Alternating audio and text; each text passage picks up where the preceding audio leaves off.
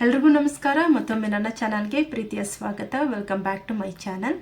ಕಳೆದ ವಿಡಿಯೋದಲ್ಲಿ ನಾವು ನಾಮಪದ ಅಂದರೆ ಏನು, ನಾಮಪದದಲ್ಲಿ ಒಟ್ಟು ಎಷ್ಟು ವಿಧಗಳು ಇದಾವೆ ಅಂತ ತಿಳ್ಕೊಂಡಿದ್ದೀವಿ. ಓಕೆ, ಲಾಸ್ಟ್ ಕ್ಲಾಸನ್ನು ಒಂದ್ಸಲ ರಿವೈಸ್ ಮಾಡ್ತಾ ಕ್ವಿಕ್ಕಾಗಿ 1 ಮಿನಿಟಲ್ಲಿ ರಿವೈಸ್ ಮಾಡ್ತಾ ನಾವು ಇವತ್ತಿನ ದಿನ ನಾಮಪದದಲ್ಲಿ ಮೊದಲನೆಯ ಒಂದು ಪ್ರಕಾರವಾದಂತಹ ವಸ್ತುವಾಚಕ ಅಥವಾ ನಾಮವಾಚಕ ನಾಮಪದದ ಬಗ್ಗೆ ತಿಳ್ಕೊಳ್ಳೋಣ. ಓಕೆ, ಕ್ವಿಕ್ಕಾಗಿ ಒಂದು ರಿವಿಷನ್ ಕ್ಲಾಸನ್ನು ಮಾಡೋಣ. ಅದಕ್ಕೆ ಮೊದಲು ಎಲ್ರಿಗೂ ಕೂಡ ಸ್ವಾಗತ ಕನ್ನಡ ವ್ಯಾಕರಣ ತರಗತಿಗೆ. ಈಗ ನಾಮಪದ ಅಂದರೆ ಏನು? ಯಾವುದೇ ವ್ಯಕ್ತಿ, ವಸ್ತು, ಸ್ಥಳ ಮತ್ತು ಪ್ರಾಣಿಯ ಹೆಸರನ್ನು ತಿಳಿಸುವಂತಹ ಪದಗಳು. ವ್ಯಕ್ತಿ ಅಂದಾಗ ಜನರ ಹೆಸರನ್ನು ನಾವು ತಗೊಳ್ತೀವಿ. ವಸ್ತು ಅಂದಾಗ ಪುಸ್ತಕ, ಮೇಜು, ಟೇಬಲ್ ಅಂತ ಬರುತ್ತೆ. ಹಾಗೆಯೇ ವ್ಯಕ್ತಿ, ವಸ್ತು, ಸ್ಥಳ ಅಂದಾಗ ಬೆಂಗಳೂರು, ಮೈಸೂರು, ಮಂಗಳೂರು ಹೀಗೆ. ಹಾಗೆಯೇ ಪ್ರಾಣಿಗಳ ಹೆಸರನ್ನು ತಿಳಿಸುವಂತಹ ಪದಗಳು. ಪ್ರಾಣಿಗಳು ಅಂದರೆ ಹುಲಿ, ಜಿಂಕೆ, ತೋಳ ಹೀಗೆ ಪ್ರಾಣಿಗಳ ಹೆಸರನ್ನು ಹೇಳುವಂತಹ ಪದಗಳಿಗೆ ನಾವು ಏನಂತ ಕರಿತೀವಿ? ವಸ್ತುವಾಚಕ ನಾಮಪದಗಳು ಅಂತ ಹೇಳ್ತೀವಿ. ಓಕೆ, ನೋಡಿ, ನಾಮಪದ ಅಂದರೆ ಯಾವುದೇ ವ್ಯಕ್ತಿ, ವಸ್ತು, ಸ್ಥಳ ಮತ್ತು ಪ್ರಾಣಿಯ ಹೆಸರನ್ನು ತಿಳಿಸುವಂತಹ ಪದಗಳನ್ನು ನಾವು ನಾಮಪದ ಅಂತ ಕರಿತೀವಿ. ನಾಮಪದಕ್ಕೆ ನಾವು ಇಂಗ್ಲೀಷಲ್ಲಿ ನೌನ್ ಅಂತ ಹೇಳ್ತೀವಿ.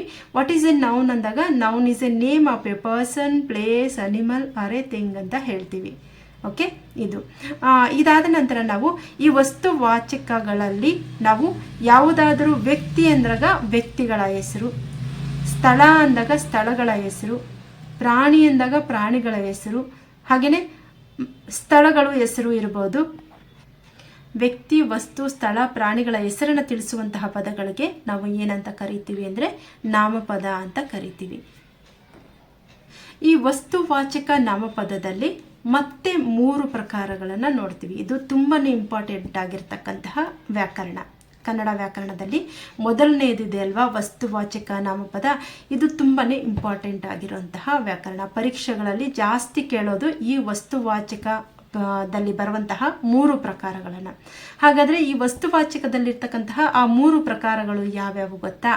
1ನೇದು ರೂಢನಾಮ, 2ನೇದು ಅಂಕಿತನಾಮ, 3ನೇದು ಅನ್ವರ್ಥನಾಮ.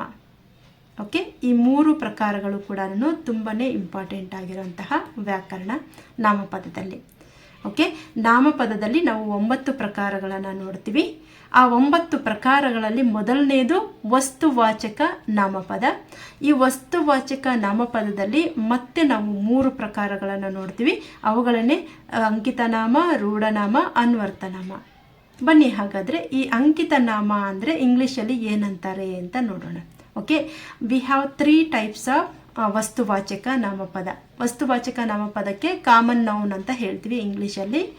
ಈ ಒಂದು ಕಾಮನ್ ನೌನಲ್ಲಿ ಮತ್ತೆ ನಾವು 3 ವಿಧಗಳನ್ನು ಕಾಣ್ತೀವಿ. ಅವುಗಳನ್ನೇ ರೂಢನಾಮ, ಅನ್ವರ್ಥನಾಮ, ಅಂಕಿತನಾಮ. ಇಂಗ್ಲೀಷಲ್ಲಿ ಈ ರೂಢನಾಮಕ್ಕೆ ಕಾಮನ್ ನೌನ್ ಅಂತೀವಿ. ಹಾಗೆಯೇ ಅಂಕಿತನಾಮಕ್ಕೆ ಪ್ರಾಪರ್ ನೌನ್ ಅಂತ ಹೇಳ್ತೀವಿ. ಇನ್ನು 3ನೇದು ಅನ್ವರ್ಥನಾಮ. ಈ ಅನ್ವರ್ಥನಾಮಕ್ಕೆ ಅಟ್ರಿಬ್ಯೂಟ್ ನೌನ್ ಅಂತ ಹೇಳ್ತೀವಿ. ಏನದು? ಅಟ್ರಿಬ್ಯೂಟ್ ನೌನ್ ಅಂತ. ನೀವು ಇಂಗ್ಲೀಷಲ್ಲಿ ಡೆಫಿನೇಷನ್ ಗೊತ್ತಿದ್ರೆ ನಿಮಗೆ ಇದು ಈಸಿ ಆಗುತ್ತೆ. ಓಕೆ, ವಸ್ತುವಾಚಕ ನಾಮಪದದಲ್ಲಿ 3 ವಿಧಗಳಿದ್ದಾವೆ. ಅವುಗಳೇನೆ ಯಾವ್ದ್ಯಾವುದು? ರೂಢನಾಮ, ಅಂಕಿತನಾಮ, ಅನ್ವರ್ಥನಾಮ. ರೂಢನಾಮಕ್ಕೆ ಇಂಗ್ಲೀಷಲ್ಲಿ ಕಾಮನ್ ನೌನ್ ಅಂತೀವಿ. ಅಂಕಿತನಾಮ ಅಂದರೆ ಪ್ರಾಪರ್ ನೌನ್ ಅಂತ ಹೇಳ್ತೀವಿ. 3ನೇದು ಅನ್ವರ್ಥನಾಮಕ್ಕೆ ಅಟ್ರಿಬ್ಯೂಟ್ ನೌನ್ ಅಂತ ಹೇಳ್ತೀವಿ. ಓಕೆ, ಇದು ವಸ್ತುವಾಚಕ ಅಂದರೆ ಏನು? ವಸ್ತುವಾಚಕದಲ್ಲಿ ನಾವು 3 ಪ್ರಕಾರಗಳನ್ನು ಕಾಣ್ತೀವಿ. ಅವುಗಳು ಯಾವ್ಯಾವು? ಓಕೆ, ಈಗ ಅಂಕಿತನಾಮದ ಬಗ್ಗೆ ತಿಳ್ಕೊಳ್ಳೋಣ. ಅಂಕಿತನಾಮಕ್ಕೆ ಇಂಗ್ಲೀಷಲ್ಲಿ ಪ್ರಾಪರ್ ನೌನ್ ಅಂತ ಹೇಳ್ತೀವಿ. ಈ ಅಂಕಿತನಾಮದಲ್ಲಿ ಉದಾಹರಣೆ ಅಂದಾಗ, ಅಂಕಿತನಾಮ ಅಂದರೆ ಏನು ಅಂದರೆ ನಾವು ಇಟ್ಟಂತಹ ಹೆಸರುಗಳು, ವ್ಯವಹಾರದ ಅನುಕೂಲಕ್ಕಾಗಿ ನಾವು ಇಟ್ಟಂತಹ ಹೆಸರುಗಳು. Okay, we keep some names for what? To recognise the peoples. ಅದನ್ನು ನಾವು ಇಂಗ್ಲೀಷಲ್ಲಿ ಅಂಕಿತನಾಮ ಅಂತ. ನಾವು ವ್ಯವಹಾರದ ದೃಷ್ಟಿಯಿಂದ ಇಟ್ಟಂತಹ ಹೆಸರುಗಳನ್ನು, ನಿರ್ದಿಷ್ಟವಾದಂತಹ ಹೆಸರನ್ನು ನಾವು ಕೊಡ್ತೀವಿ. ಅದಕ್ಕೆ ನಾವು ಅಂಕಿತನಾಮ ಅಂತ ಹೇಳ್ತೀವಿ. ಫಾರ್ ಎಕ್ಸಾಂಪಲ್, ನಾವೀಗ ಎಲ್ಲರನ್ನೂ ಒಟ್ಟಿಗೆ ಕರೆದಾಗ ನಾವು ಏನಂತ ಹೇಳ್ತೀವಿ? ಅದಕ್ಕೆ ಹುಡುಗರು ಅಂತ ಹೇಳ್ತೀವಿ. ಎಲ್ಲ ಹುಡುಗರು ಒಟ್ಟಿಗೆ ಇದ್ದರೆ. ಆದರೆ ಆ ಹುಡುಗರಲ್ಲಿ ಒಬ್ಬ ಬಾಯನ್ನು ನಾವು ಸೆಲೆಕ್ಟ್ ಮಾಡಿಕೊಂಡಾಗ ಆ ನೇಮನ್ನು ನಾವು ಏನಂತ ಕರಿತೀವಿ ಅಂದರೆ ಅಂಕಿತ ನಾಮ ಅಂತ ಹೇಳ್ತೀವಿ. ಉದಾಹರಣೆಗೆ ಬಾಯ್ಸ್ ನೇಮ್ ಇರ್ಬೋದು, ಅಥವಾ ಗರ್ಲ್ಸ್ ನೇಮ್ ಇರ್ಬೋದು, ಹುಡುಗಿಯರ ಹೆಸರು ಇರ್ಬೋದು, ಅಥವಾ ಬಾಲಕರ ಹೆಸರು ಬಾಯ್ಸ್ ನೇಮ್ ಇರ್ಬೋದು. ಸ್ಥಳಗಳ ಹೆಸರು ಉದಾಹರಣೆಗೆ ಮೈಸೂರು, ಬೆಂಗಳೂರು, ಮಂಗಳೂರು, ಹೀಗೆ ನಾವು ವ್ಯವಹಾರದ ಅನುಕೂಲಕ್ಕೆ ಇಟ್ಟಂತಹ ಹೆಸರುಗಳು. ನಾವು ಇಟ್ಟಂತಹ ಹೆಸರುಗಳನ್ನು ನಾವು ಏನಂತ ಕರಿತೀವಿ ಅಂದರೆ ಅಂಕಿತ ನಾಮ ಅಂತ ಹೇಳ್ತೀವಿ. Okay, next ರೂಢನಾಮ. ರೂಢನಾಮ ಅಂದರೆ ಇಂಗ್ಲೀಷಲ್ಲಿ ಕಾಮನ್ ನೌನ್ ಅಂತ. ಓಕೆ, ರೂಢನಾಮ ಅಂದರೆ ಏನು ಅಂದರೆ ರೂಢಿಯಿಂದ ಬಂದಂತಹ ಹೆಸರುಗಳು. ಅಂದರೆ ಮೊದಲಿಂದ ಹೇಗಿದೆಯೋ ಅದನ್ನು ಹಾಗೆ ಕರೀತಾ ಇರ್ತೀವಿ. ಉದಾಹರಣೆಗೆ ನದಿ ಅನ್ನೋದು ರೂಢಿಯಿಂದ ಬಂದಂತಹ ಪದ. ಆದರೆ ಕಾವೇರಿ ನದಿ ಅಂದರೆ ಅದನ್ನು ನಾವು ಇಟ್ಟಂತಹ ಹೆಸರು ಕಾವೇರಿ ನದಿ ಅಂತ ನೇಮ್ ಬಂದಾಗ ಅದು ಅಂಕಿತ ನಾಮ ಆಗುತ್ತೆ. ಹಾಗೆಯೇ ನಾವಿಲ್ಲಿ ಊರು ಅಂದಾಗ ಅದು ಒಂದು ಕಾಮನ್ ನೇಮ್. ಆದರೆ ಆ ಊರಿಗೆ ಒಂದು ಹೆಸರನ್ನು ಕೊಟ್ಟಾಗ ಅದನ್ನು ನಾವು ಅಂಕಿತ ನಾಮ ಅಂತ ಹೇಳ್ತೀವಿ. ಇನ್ನು ನಾವು ಹುಡುಗಿಯರಿಗೆ ಹೆಸರನ್ನು ಇಟ್ಟಾಗ ಹುಡುಗಿಯರು ಅನ್ನೋದು ನಮಗೆ ರೂಢನಾಮ ಆಗುತ್ತೆ. ಆದರೆ ಆ ಹುಡುಗಿಯರಲ್ಲಿ ಒಂದು ಹುಡುಗಿಯ ಹೆಸರನ್ನು, ಉದಾಹರಣೆಗೆ ಲೇಖನ ಅನ್ನೋದು ಒಂದು ಹುಡುಗಿಯ ಹೆಸರು. ಓಕೆ, ಹುಡುಗಿ ಹೆಸರನ್ನು ನಾವು ಕರೆದಾಗ ಅದು ಏನಾಗುತ್ತೆ ಅಂಕಿತ ನಾಮ ಆಗುತ್ತೆ. ಓಕೆ, ಕ್ಲಿಯರ್ ಆಯಿತು ಅಂದ್ಕೊಳ್ತೀನಿ. ಅಂಕಿತ ನಾಮಕ್ಕೂ ರೂಢನಾಮಕ್ಕೂ ಇರತಕ್ಕಂತಹ ವ್ಯತ್ಯಾಸ. ಅಂಕಿತ ನಾಮ ಅಂದರೆ ನಾವು ಇಟ್ಟಂತಹ ಹೆಸರು, ರೂಢನಾಮ ಅಂದರೆ ರೂಢಿಯಿಂದ ಬಂದಂತಹ ಹೆಸರು. ಇಷ್ಟೇನೆ ಡಿಫ್ರೆನ್ಸ್, ಈಸಿಯಾಗಿ ಹೇಳಬೇಕು ಅಂದರೆ.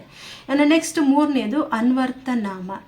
ಈ ಅನ್ವರ್ಥ ನಾಮ ಅಂದರೆ ಏನಂದರೆ ವೃತ್ತಿಗೆ ಅನುಗುಣವಾಗಿ ನಾವು ಜಾಬನ್ನು ನೋಡಿ ಆ ಒಂದು ಹೆಸರನ್ನು ಕರೀತಾ ಇರ್ತೀವಿ, ಅಥವಾ ಅವರ ಗುಣ ಸ್ವಭಾವವನ್ನು ನೋಡಿ ನಾವು ಕರೀತಾ ಇರ್ತೀವಿ. ಅದಕ್ಕೆ ನಾವು ಏನಂತ ಕರಿತೀವಿ ಅಂದರೆ ಅನ್ವರ್ಥ ನಾಮ. ವೃತ್ತಿಗೆ ಅನುಗುಣವಾಗಿ ಅಂದರೆ ಹೇಗೆ ಅಂದರೆ ಶಿಕ್ಷಕಿ ಅನ್ನೋದು ಒಂದು ವೃತ್ತಿ. ಅದು ಆ ವೃತ್ತಿಗೆ ಅನುಗುಣವಾಗಿ ಅವರನ್ನು ನಾವು ಶಿಕ್ಷಕಿ ಅಂತ ಕರೀತಾ ಇರ್ತೀವಿ. ಆದ್ದರಿಂದ ಶಿಕ್ಷಕಿ ಅನ್ನೋದು ಅನ್ವರ್ಥ ನಾಮ. ಓಕೆ, ಇನ್ನೊಬ್ಬರು ಕುಂಟುವಂತಹದ್ದು ಅಂದರೆ ಅವರಿಗೆ ಅಂಗವೈಕಲ್ಯದಿಂದ ಕುಂಟುಕೊಂಡು ಬರ್ತಾ ಇದ್ದರೆ ಅವರಿಗೆ ನಾವು ಕುಂಟ ಅಂತ ಹೇಳ್ತೀವಿ, ಹ್ಯಾಂಡಿಕ್ಯಾಪ್. ಅವರಿಗೆ ನಾವು ಏನಂತ ಹೇಳ್ತೀವಿ ಅಂದರೆ ಅವನಿಗೂ ಕೂಡ ಅನ್ವರ್ಥ ನಾಮ. ಯಾಕೆಂದರೆ ಅವನ ಒಂದು ಗುಣ ವಿಶೇಷವನ್ನು ನೋಡಿ ನಾವು ಹೆಸರನ್ನು ಹೇಳ್ತೀವಿ, ಅದನ್ನು ನಾವು ಅನ್ವರ್ಥ ನಾಮ ಅಂತ. ಇನ್ನು ಯಾವಾಗೂ ಕೂಡ ಹೆಲ್ತ್ ಇಶ್ಯೂ ಇದ್ದಾಗ ಅವನಿಗೆ ನಾವು ರೋಗಿ ಅಂತೀವಿ. ಯಾಕೆಂದರೆ ಅದು ಅವನ ಒಂದು ಗುಣ ಅಥವಾ ಅವನ ಒಂದು ಬೈ ಬರ್ತಿಂದ ಬಂದಿದೆ ಅವನಿಗೆ. ಓಕೆ, ಅದರಿಂದ ಅವನನ್ನು ನಾವು ರೋಗಿ ಅಂತ ಕರೆದಾಗ ಅದು ಕೂಡ ಅನ್ವರ್ಥನಾಮ ಆಗುತ್ತೆ. ಅದೇ ರೀತಿಯಾಗಿ ಒಬ್ಬರು ಪಾಂಡಿತ್ಯವನ್ನು ಪಡ್ಕೊಂಡಿರ್ತಾರೆ, ಪುಸ್ತಕಗಳನ್ನು ಬರೀತಾ ಇರ್ತಾರೆ, ಓದ್ತಾ ಇರ್ತಾರೆ, ಅವ್ರಿಗೆ ನಾವು ಪಂಡಿತ ಅಂತ ಹೇಳ್ತೀವಿ. ವೃತ್ತಿಗೆ ಅನುಗುಣವಾಗಿ ಪಂಡಿತ ಅಂತ ಹೇಳ್ತೀವಿ. ಓಕೆ, ಒಬ್ಬ ಡಾಕ್ಟರ್ಗೆ ನಾವು ವೈದ್ಯ ಅಂತ ಹೇಳ್ತೀವಲ್ವಾ, ಅವರ ವೃತ್ತಿಗೆ ಅನುಗುಣವಾಗಿ ಇಟ್ಟಂತಹ ಹೆಸರು ವೈದ್ಯ ಅನ್ನುವಂಥದ್ದು. ಈ ವೈದ್ಯ ಅನ್ನೋದು ಕೂಡ ಅನ್ವರ್ಥನಾಮದಲ್ಲಿ ಬರುತ್ತೆ.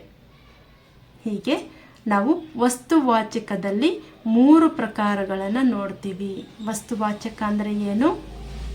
ಯಾವುದೇ ವಸ್ತು, ವ್ಯಕ್ತಿ, ಸ್ಥಳ ಮತ್ತು ಪ್ರಾಣಿಯ ಹೆಸರನ್ನು ನಾವು ಹೇಳುವಂತಹದನ್ನು ನಾಮಪದ ಅಂತ ಹೇಳ್ತೀವಿ. ನಾಮಪದದಲ್ಲಿ ಮೊದಲನೆಯದು ವಸ್ತುವಾಚಕ ನಾಮಪದ. ವಸ್ತುವಾಚಕ ನಾಮಪದಕ್ಕೆ ಇಂಗ್ಲೀಷಲ್ಲಿ ಕಾಮನ್ ನೌನ್ ಅಂತ ಹೇಳ್ತಾರೆ. ಈ ಕಾಮನ್ ನೌನಲ್ಲಿ ನಾವು 3 ಟೈಪ್ಸನ್ನು ನೋಡ್ಬೋದು, 3 ವಿಧಗಳನ್ನು ನೋಡ್ಬೋದು. ಒಂದನೇದು ಯಾವುದು? ರೂಢನಾಮ, ಎರಡನೇದು ಅಂಕಿತ ನಾಮ, ಮೂರನೇದು ಅನ್ವರ್ಥನಾಮ. ಓಕೆ, ಉದಾಹರಣೆ ಸಹಿತ ನಾವು ಈ ಒಂದು ವಸ್ತುವಾಚಕ ನಾಮಪದದ ಬಗ್ಗೆ ಈ ಒಂದು ವಿಡಿಯೋದಲ್ಲಿ ತಿಳ್ಕೊಂಡಿದ್ದೀವಿ. ಓಕೆ, ವಿಡಿಯೋ ಇಷ್ಟ ಆಗಿದ್ದರೆ ಖಂಡಿತ ಲೈಕ್ ಮಾಡಿ, ಇಷ್ಟ ಆಗಿಲ್ಲ ಅಂದರೆ ಖಂಡಿತ ಡಿಸ್ಲೈಕ್ ಮಾಡಿ. ಹಾಗೆಯೇ ಮುಂದಿನ ವಿಡಿಯೋಗಾಗಿ ಚಾನಲನ್ನು ಸಬ್ಸ್ಕ್ರೈಬ್ ಮಾಡ್ಕೊಳ್ಳಿ. ಹಾಗೆಯೇ ನಿಮ್ಮ ಆಪ್ತರಿಗೆ ಕನ್ನಡ ವ್ಯಾಕರಣ ಯಾರಿಗೆಲ್ಲ ಅವಶ್ಯಕತೆ ಇದೆ ಅವರಿಗೆ ವಿಡಿಯೋವನ್ನು ಶೇರ್ ಮಾಡಿ. ಹಾಗೆಯೇ ಮುಂದಿನ ವಿಡಿಯೋಗಾಗಿ ಏನು ಮಾಡಬೇಕು? ಬೆಲ್ ಐಕಾನ್ ಮೇಲೆ ಕ್ಲಿಕ್ ಮಾಡಬೇಕು. ನಿಮಗೆ ನೋಟಿಫಿಕೇಷನ್ ಬರುತ್ತೆ ಮುಂದಿನ ವ್ಯಾಕರಣ ವಿಡಿಯೋ ಅಥವಾ ವ್ಯಾಕರಣ ತರಗತಿಯ ಒಂದು ಕ್ಲಾಸ್. ಮತ್ತೆ ಭೇಟಿಯಾಗೋಣ ಮುಂದಿನ ವಿಡಿಯೋದಲ್ಲಿ. ಧನ್ಯವಾದಗಳು.